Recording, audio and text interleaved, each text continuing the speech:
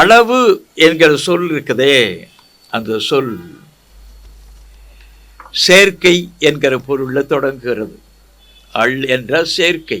இதில் துல் துல் என்று ஒரு சொல் மூலம், அது வேர், சேர்க்கை என்று பொருள். அதுக்கு துல் என்கிறது துன், இல் என்கிறது இன் இன்பம், மெல் என்கிறது மெல் மென்மை, வல் என்கிறது வல் வன்மைன்னு போகிறது போல இந்த துல் என்கிறது சேர்க்கை என்கிறது நிலையிலே துன் என்ற துண்ணு என்ற பொருந்துன்னு பொருள்.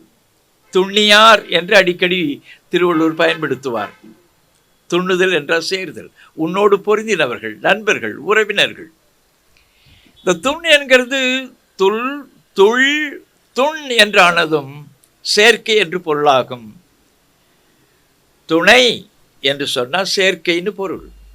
அதனால தான் அவர் துணைவர் என்ற ஒரு சொல்லை பயன்படுத்தாமல், பெண்பாளுக்காக துணைவி என்கிற ஒரு சொல்லை பயன்படுத்தாமல் மிக நுட்பமாக வாழ்க்கை துணை நலம் என்று அவர் போடுவார். துணை என்கிறது சேர்க்கை. துணை என்கிற அந்த வடிவத்தை பல இடங்களில் பயன்படுத்தி காட்டுவார். துறந்தார் பெருமை துணை கூறின் என்று அந்த ஒரு குறளில், அது வையத்து இறந்தாரை எண்ணிக்கொண்டற்று. வையத்தில் இதுவரைக்கும் துறவியாக இருக்கிற, இல்லற துறவியாக இருக்கிற ஒருவனுடைய பெருமையை சொல்ல வேண்டுமானால், அது இதுவரை உலகத்தில் பிறந்து எத்தனை கோடி பேர் இறந்து போனார்களோ அந்த எண்ணிக்கைக்குரிய பெருமை உடையது. துறந்தார் பெருமை துணை கூறின் வையத்து இறந்தாரை எண்ணிக்கொண்டற்று. இதுவரை எவ்வளவு பேர் இறந்திருப்பார்களோ இந்த உலகத்தில் பிறந்து, அவ்வளவு பெருமை உடையவர்கள் என்று சொல்வார்கள். இந்த துணை என்கிற சொல்தான் எத்துணை, அத்துணை, இத்துணை என்றெல்லாம். துணை என்கிறது அளவு. அந்த செயற்கை கருத்துக்காக நான் இதை சொல்கிறேன்.